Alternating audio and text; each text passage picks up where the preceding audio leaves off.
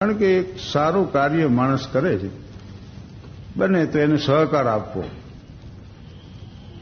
એ ન બને તો એની પ્રશંસા કરવી, અને એ ન બને તો ટીકા તો ન જ કરવી. કારણ કે જીસસ ક્રાઇસ્ટ એમ કહેતા હતા કે દીવાને ઉકરડા માથે મૂકીને એના ઉપર હુંડલો ન ઢાંકી દેવાય. એ જેટલી સારી વાતનો જેટલો વધુ પ્રચાર થાય ને એ વધુ સારું છે. સજ્જનો રહ્યા ને એ નિષ્ક્રિય હોય છે, દુર્જનો રહ્યા એ સક્રિય હોય. દુર્જનો હોય નિષ્ઠાવાનો, એક બીડીનો બંધાણીઓ એ 10 ને કરી દે. એક અફીણનો બંધાણી, એક શરાબી હોય એની સંખ્યા વધારતા જેવો. તમે સારું પુસ્તક વાંચ્યું હોય તો કયો નહીં બીજાને. તુલસી ઇસ સંસાર મેં પાખંડી કી માંગ, ગલી ગલી ગોરસ ફિરે મદિરા બેઠી બિકાય. દૂધ દહીં છાશ શેરીએ શેરીએ વેચવા જવું પડે, અને ઓલું તો લેવા જવું પડે. અને પીનારા પી પીને પછી એવી ડાઈ ડાઈ વાતો કરે, ભલે ગમે એટલો પીવો પણ લિમિટમાં.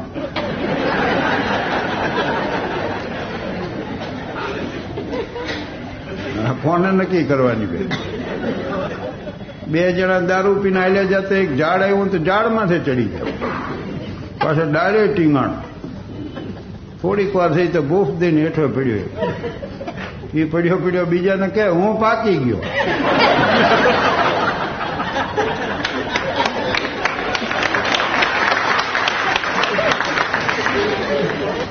ઓલો વળી હમણાં હું પાકી જઈશ.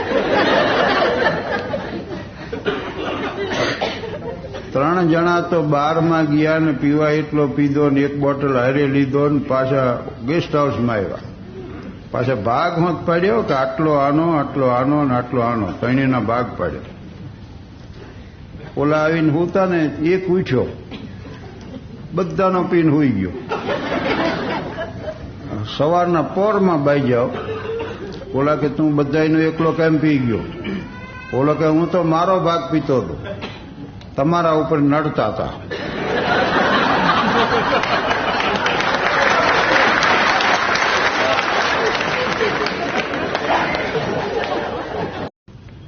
ઓગણસાઠમાં 58માં હું સર્વિસમાં રહ્યો ને 1959માં વિદ્યાર્થીઓની ટૂર લઈને હું ગયો. અને રાષ્ટ્રપતિ ભવનમાં અમે પત્ર લખ્યો. 20મી મે અમે પહોંચ્યા દિલ્હી. ત્યાં અહીંયાથી રાષ્ટ્રપતિ ભવનમાંથી પ્યુન આવ્યો. મેં નામ મારું પૂછ્યું ને આલ્યો કે કરો સહી ને આ પત્ર. રાષ્ટ્રપતિ ભવનના અશોક હોલમાં અમને મુલાકાત આપી રાજેન્દ્ર પ્રસાદ. બોલો, પણ એટલા ભલા કે અહીં દ્વારકાધીશના દર્શને આવવાના હતા ને એમાં સેક્રેટરી નવા બૂટ લઈ આવ્યો. એમ સાહેબે પૂછ્યું કે કેટલી કિંમતના છે? આની કિંમત શું? તો કે 30 રૂપિયા છે. એટલે રાજેન્દ્ર બાબુ કે ગરીબ દેશને આટલા મોંઘા બૂટ ન પહેરાય, એના પ્રમુખને આવા કિંમતી બૂટ ન પોસાય, દઈ દો પાછા. 21 રૂપિયા સુધીની કિંમતના જ પહેર્યા. ફરી ફરીને આ વાતો યાદ આવ્યા કરે છે. મણિબેન, મહાવીર ત્યાગીને, સુશીલા નૈયર ને બધા બેઠેલા. મહાવીર ત્યાગીએ મણિબેનની મજાક કરી. મણિબેન એટલે સરદાર વલ્લભભાઈ પટેલના દીકરી.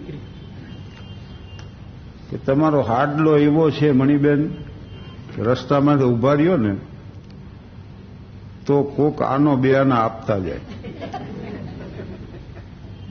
એટલે ઓને કીધું સુશીલાબેને કે ભાઈ આ રેટીઓ કાતે, પછી એમાંથી કાદી તૈયાર થાય, સરદાર સાહેબના જબ્બા ધોતી એવું બધું થાય.